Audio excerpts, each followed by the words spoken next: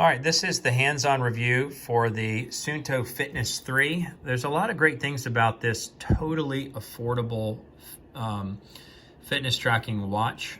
So you can see the quality of the screen is not very beautiful, but you can at least see the time and see some basic stats. You can push a button and obviously the backlight comes on, as well as you can get a set of other stats.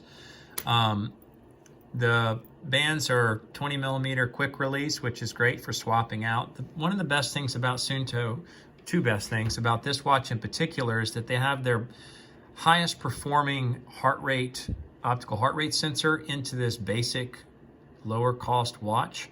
As well as one thing that I love, and I can't always get it to come on, is that the heart rate tracking uses 2 green diodes and 1 orange, which is fantastic because I feel like it tracks better with my skin tone. It uses the clip-on battery charging style, which works easy and it charges in reasonable time. One thing you'll notice when you look at it, the buttons are slightly recessed. So even if you didn't lock the watch, it's somewhat, at least a little bit more protected from accidental button presses in a workout. So the way, there's 2 basic ways. So you scroll up to go into an actual component like exercise, or, sorry, I forgot it's not touchscreen, logbook of your exercises, timer, and just overall settings.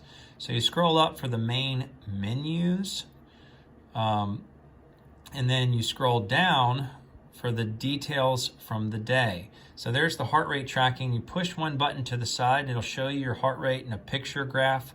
And then you can obviously scroll down and see your calorie consumption rates. But so the heart rate is, easily accessible. Here you get your stress tracking, which is great because, again, small end watch, but uses Firstbeat's top analytics for heart rate variability measuring. So you can see if you're stressed or not. And then you go into here, this is one of my favorite parts of this totally affordable watch, is you have your resources, very much like the battery.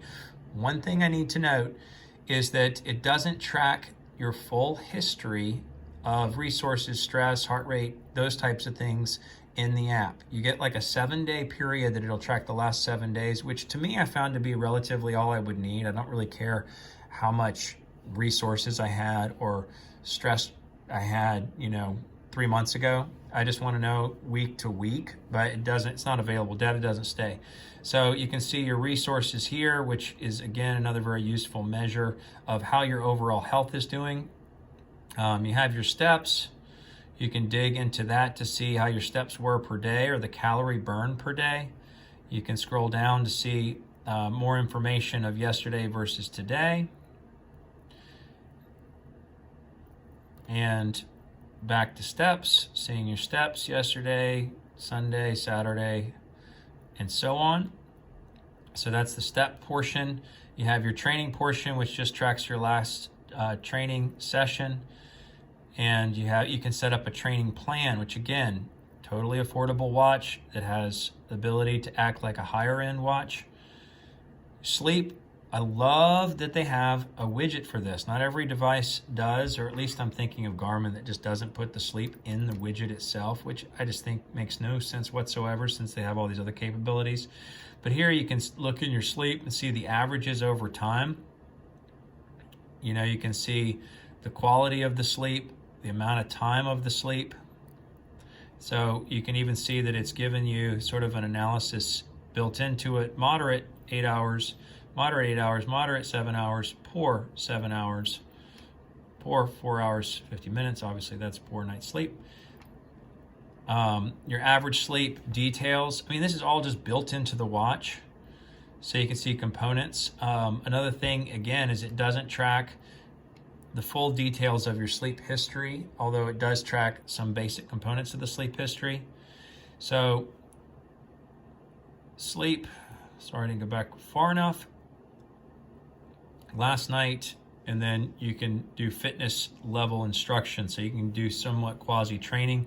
One of the things that's sort of neat about this is you can hold down the middle button and it'll count and it'll jump to this shortcut, which again, I love all these watches, and I guess everybody's got their own version of this that you can just jump into, because I use my watch for an alarm, And I like to turn off, do not disturb, although you can set that based on a time frame every night, which basically does it. I love you can jump to a timer, you can change the watch face. This doesn't have a bunch of different watch face options, and you can go into full settings. One thing I'll show you that is not spelled out in the menu, in the PDF manual, but if you go to the backlight, there's two basic backlight options. There's the mode, which is between toggle and automatic.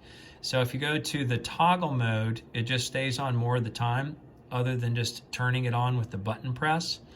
But then you can also do this standby mode, and it doesn't explain what this is, but when you turn it on, it just does a subtle dim backlight all the time.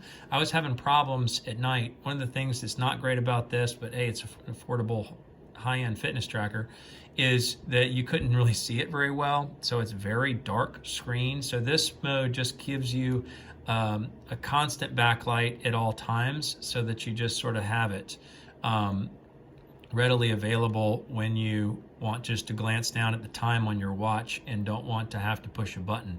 So you can see the time in darker settings that way. So again, that's the backlight modes.